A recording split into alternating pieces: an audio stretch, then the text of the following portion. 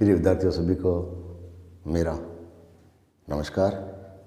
मेरे समाज study NHR YouTube channel के ज़रिए मैं आज से आपको राजस्थान सामान्य ज्ञान आधारित जानकारियाँ देने जा रहा हूँ। मैं समाज स्टडी एनएचआर यूट्यूब चैनल पर वीडियो डालने से पहले टेलीग्राम चैनल पर सूचना डालता रहूँगा। आप मेरे टेलीग्राम चैनल को ज्वाइन अवश्य कर लें और जिसका लिंक वीडियो के डिस्क्रिप्शन में आपको समय पर मिल जाएगा। तो आज का टॉपिक शुरू करें उससे पहले मैं आपको मेरा एक छोटा सा अनुभव आपको साझा करता हूँ। एक बार क्लास में एक बच्चे ने दीवार पर लगे हुए नक्शा मानचित्र जो राजस्थान का था तो उसके बारे में पूछा शिक्षक से। तो मैंने कहा ये राजस्थान का नक्शा वर्तमान राजनीतिक परिप्रेक्ष्य में आपके सामने है। तो उन्होंने कहा बच्चे ने कि आपने क्षेत्र नट है बागड़ दोहरारो टिब्बारो आनामम क्यों पुकारा जाए। मैंने बच्चे की जिज्ञासा समझी और उसके हल के लिए मैंने उनको 100 उदाहरण बताया। भाई ये हमारे प्रचलित नाम है और इसी प्रकार भी और भी कई नाम विशेष जाति समूह है व्यक्तियों उस समय के उनके नाम पे पड़े थे। जैसे राजस्थान को आंचलिक क्षेत्रों में विभिन्न नामों से पुकारा जाता है। तो विभिन्न नामों में आ जाता है जैसे शेखावाटी, बांगड़, मारवाड़, मेवाड़,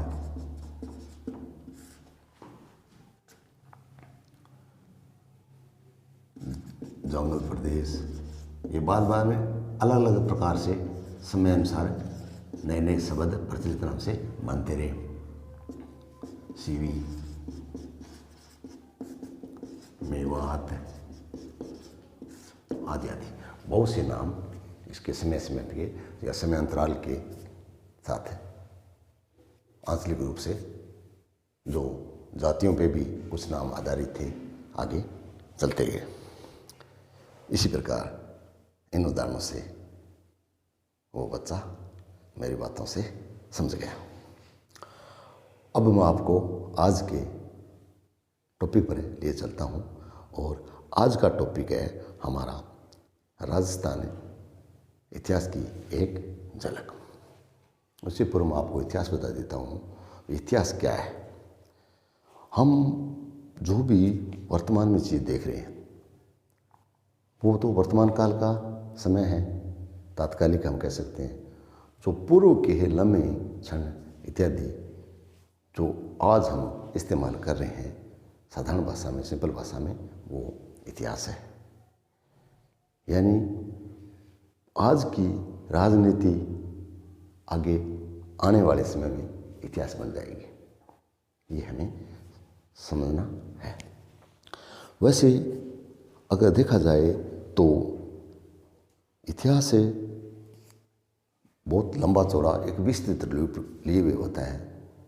हर प्रकरण पर कोई अपनी पूर्णता नहीं दर्शा सकता।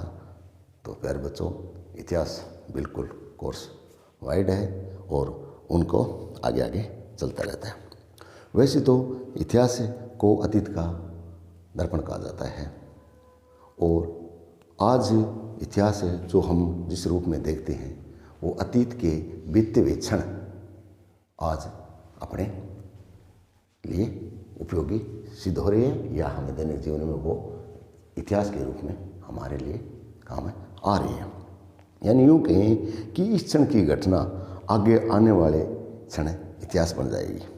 इसी तरह अतीत के राजनीतिक, भूगोलिक, सामाजिक, धार्मिक जो भी क्षेत्र है उसमें हम भौगोलिक चित्र भी ले लेते हैं, क्योंकि इतिहास को जानने के लिए उसमें की भौगोलिक और राजनीतिक परिप्रेक्ष्य जानना जरूरी होता है। धार्मिक जो क्रियाकलाप विभिन्न समय में हुए हैं और आर्थिक दृष्टि उस समय प्राचीन काल में क्या थी आदि हम उपयोग में लेते आ रहे हैं या हम ले रहे हैं। तो अब हम इतिहास के बारे में जानेंगे कि इतिहास हमें किन माध्यमों से मिलता है, यानी प्रेरणा स्रोत। इतिहास के प्रेरणा स्रोत क्या है?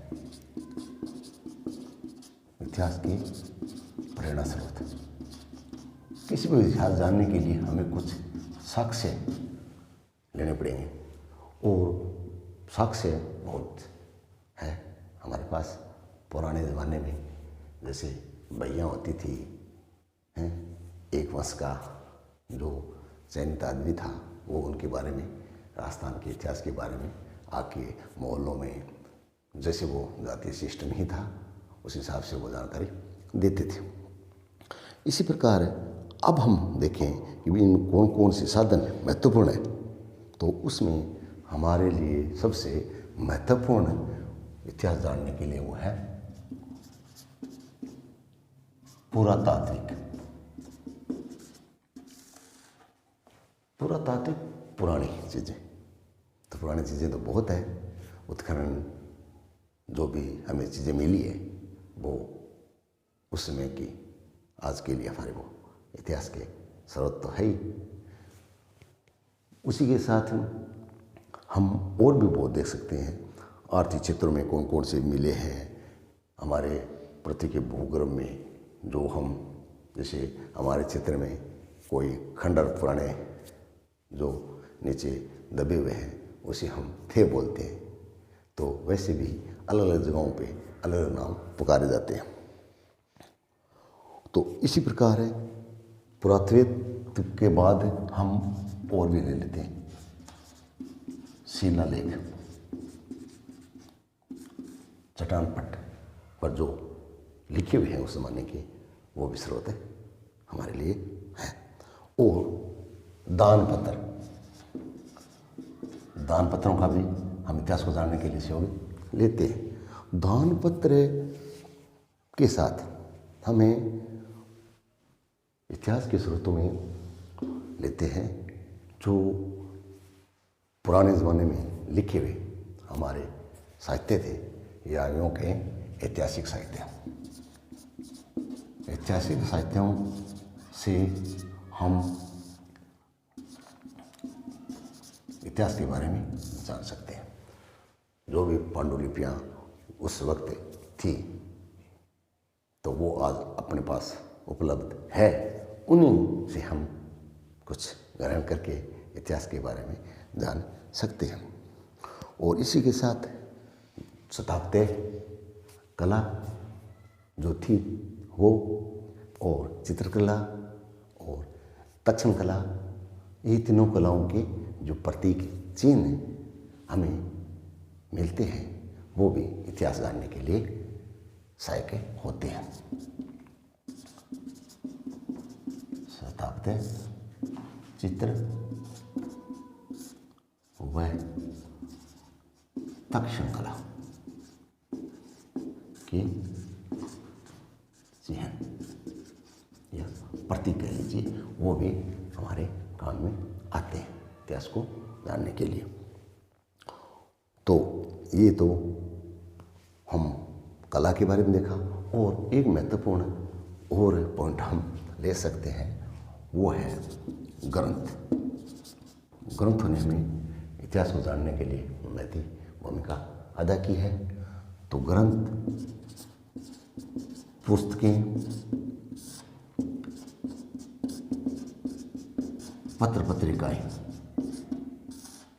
ठीक है उसमें पत्र पत्रिकाएं नहीं थी प्राचीन काल में, तो जैसे शिलालेख या पुरालेख, पुरातात्विक सामग्री जो हमें मिली है, तो कोई इसका एक इन इतिहास को जानने के लिए हम कोई स्थायी सामग्रियों का वर्गीकरण नहीं कर सकते।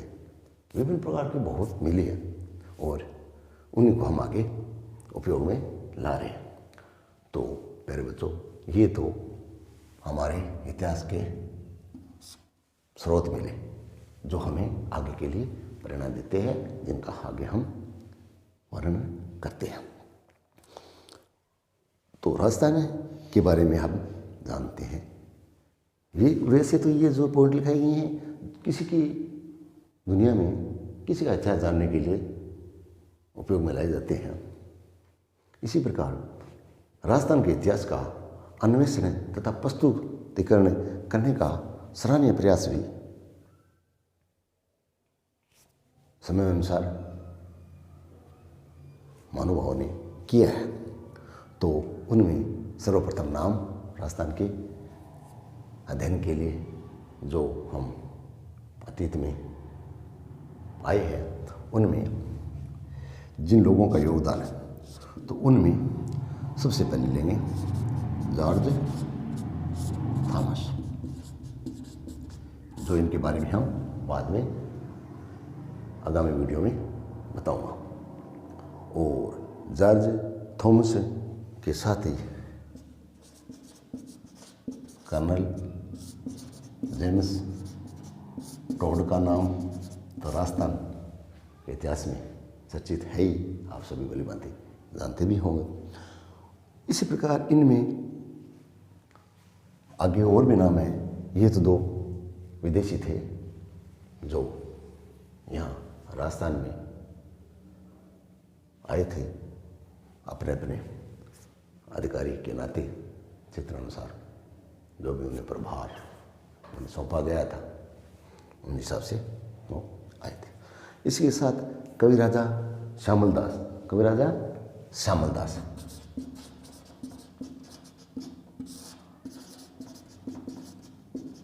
श्यामलदास का नाम भी शामिल है।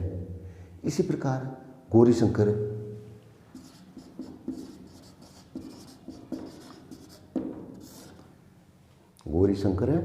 हीराचंद ओझा नाम काफ़ी मशहूर नाम है, जो आगे के अध्ययन में हम जानेंगे। हीराचंद ओझा और इसी प्रकार पंडित विश्वेश्वर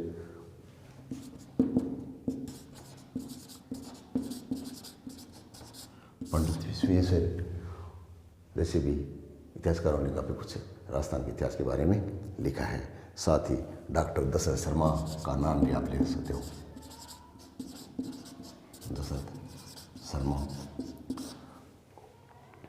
और पंडित रामकर्ण अशोका, पंडित रामकर्ण अशोका, और डॉक्टर मथुरालाल शर्मा,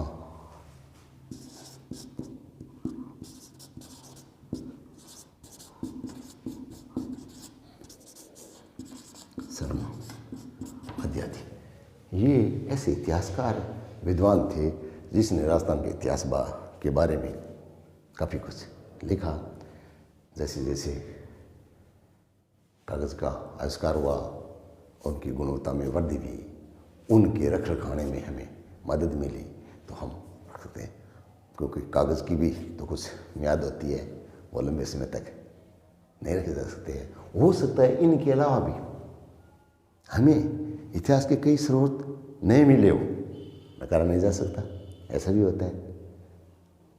साथ ही मैं आपको बताना चाहता हूँ कि ये जो प्रतिष्ठित इतिहासकार विद्वान थे, इनका नाम राजस्थान के इतिहास में सर्वदा अग्रणी है और रहेगा। हमें इनकी रचनाओं को अध्ययन के लिए इस्तेमाल करना ही होगा। राजस्थान का जो इतिहास है उसमें ज़्यादातर, जैसे हमने जाति और वंश का जिक्र किया, तो इसमें राजपूत शब्द का बहुतायत से प्रयोग हुआ है और इस शब्द के इर्द गिर्द ही राजस्थान का इतिहास जाना जाएगा। तो लेकिन ये है कि ये जो थे, इन्होंने सूत्र मापन सिर्फ राजाओं के वंशगत के आधार पर किया था। ही उनका मूल विषय था उस समय का, जिस प्रकार उन्होंने अपने इतिहास के लिखने में कामयाबी हासिल की। इसी वजह आपको इस बाबत में एक और बात बताना चाहता हूँ बीच में ही, जो आपके लिए बहुत ही महत्वपूर्ण होगी, कि आप अध्ययन में इन इतिहासकारों को तो इस्तेमाल अपने करेंगे, और ये सामग्री के जो स्रोत है इतिहास जानने के, वो भी हम अध्ययन में आते रहे हैं। लेकिन मैं आपको बता देता हूँ, किसी भी पुस्तक का अध्ययन करने से पूर्व उसके मानक स्तरीय को अवश्य परख ले, क्योंकि बिना मानक स्तरीय पुस्तक पढ़ने से कभी कभार लाभ के बजाय घाटा हो जाता है। ऐसा मैंने अपनी ज़िंदगी में अनुभव किया है। तो हम इन ग्रंथों के बारे में जाने और आगे क्रम से आगे बढ़ते रहेंगे। जो राजस्थान है ये इतिहास की झलक अपना जो टॉपिक अब चल रहा है, तो उसके बारे में अब मैं आपको बताना चाहता हूँ कि राजस्थान का नामकरण कैसे हुआ। लंबा टॉपिक चलेगा, जो हम पहुँचते हैं कहाँ तक, ये तो आगे आगे वक्त के साथ हम जारी रहेंगे। वर्तमान राजस्थान के बृहद विस्तृत वर्ड इतिहास के लिए ये बातें जो मैं आपको बता रहा हूँ, ये मील का पत्थर, फाउंडेशन होंगे।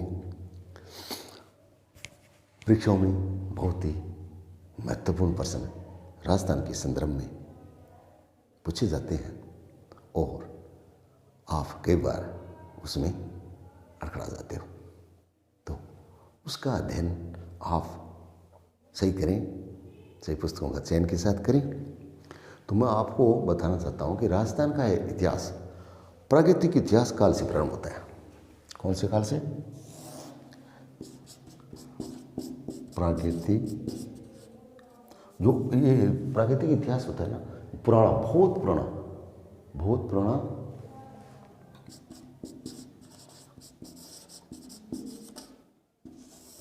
काल। तो ये समय है बहुत लंबा चौड़ा,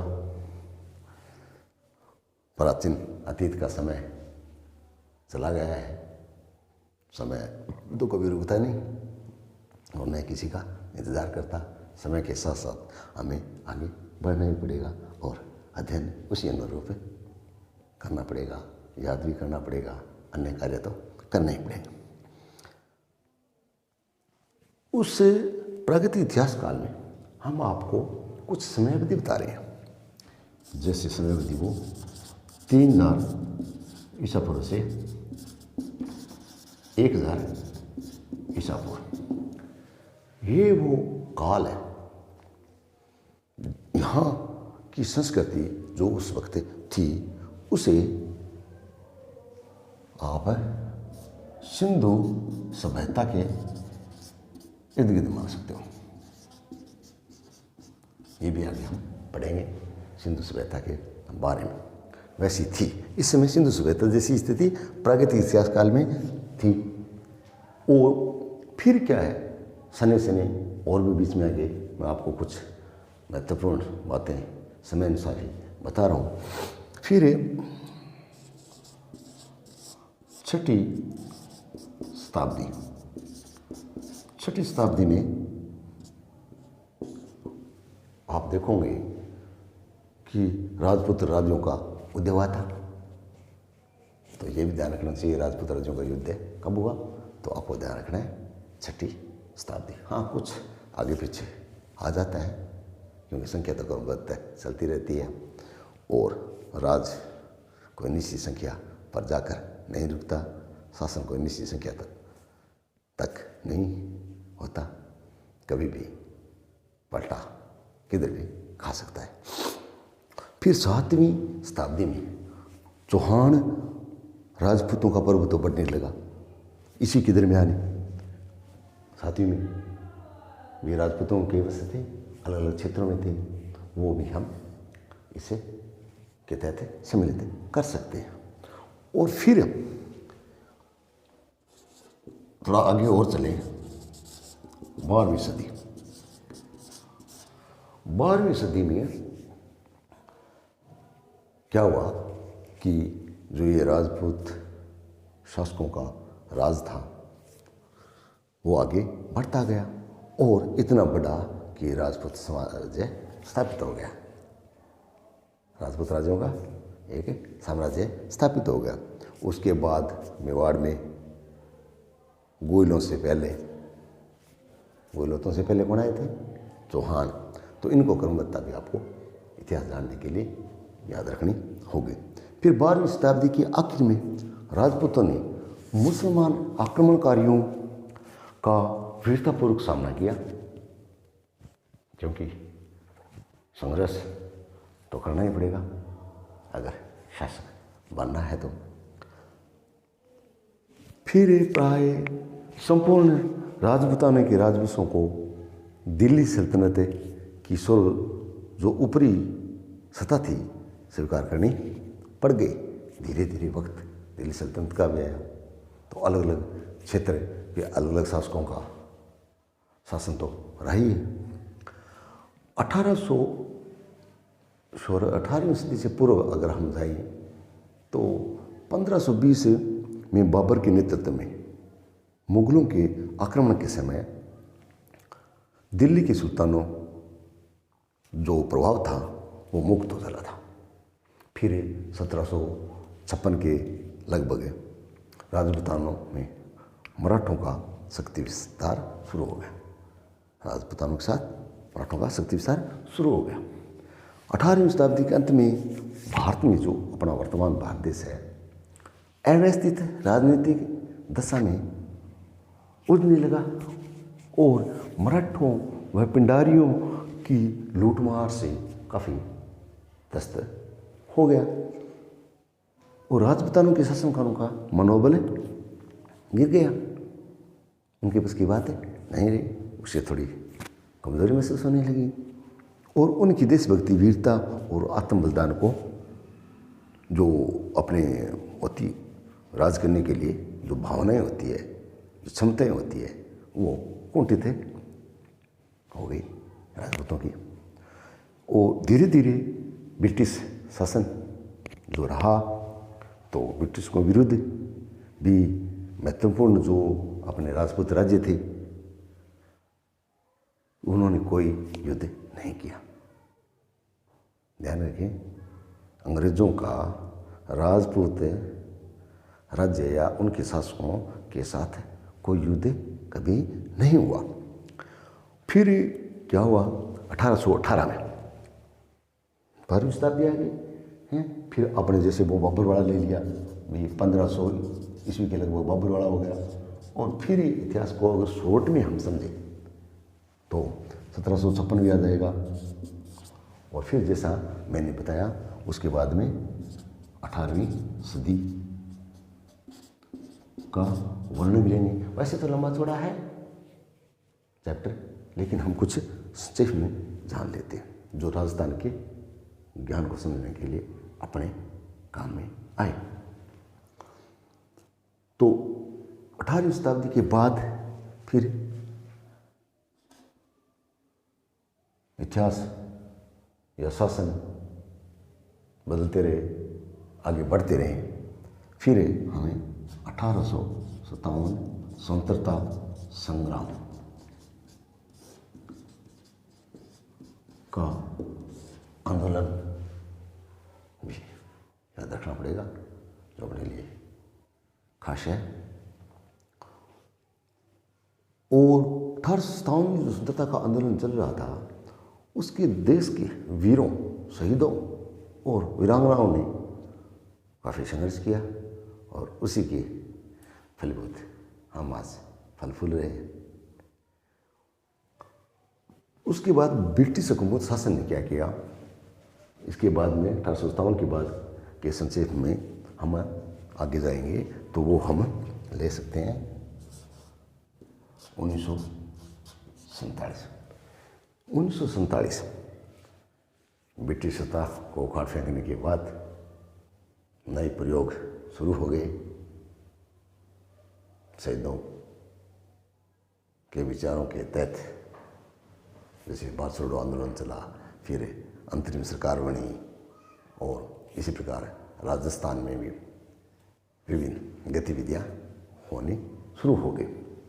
और इसी प्रकार 15 अगस्त सन 1947 को अपना देश आज़ाद हो गया। और आज़ाद होने के बाद आप यूँ मान लो उसी समय लगभग 1948 के बाद जो अपनी ये विभिन्न बिखरी हुई रियासतें थी उनको एकजुट करने के लिए काम शुरू हो गया। और इसी के तहत अपने संविधान बनने के बाद 1956 में राज्य पुनर्गठन अधिनियम लागू किया गया। और इसी के संदर्भ में 1 नवंबर 1956 को अपना राज्य राजस्थान विधिवत रूप से अस्तित्व में आया। इसी साथ आज का ये सेशन यहीं समाप्त होता है। जल्दी अगला वीडियो लेकर आपकी सेवा में उपस्थित होऊंगा। आपको वीडियो कैसा लगा कमेंट द्वारा ज़रूर बताएं और वीडियो को लाइक एंड चैनल को सब्सक्राइब जरूर करें। मेरा मनोबल भी आप बढ़ाएं, क्योंकि धीरे धीरे अपनी राजस्थान जीके के बारे में या अन्य जीके के बारे में आगे गतिविधियाँ करते रहेंगे, कार्यक्रम करते रहेंगे, तो आप लाभान्वित होते रहें। साथ ही पढ़ाई टॉपिक पर जो टॉपिक पूर्ण कर लेंगे उसके बाद में मैं आपसे महत्वपूर्ण प्रश्न पूछूंगा और आप ज़रूर उत्तर देंगे। धन्यवाद।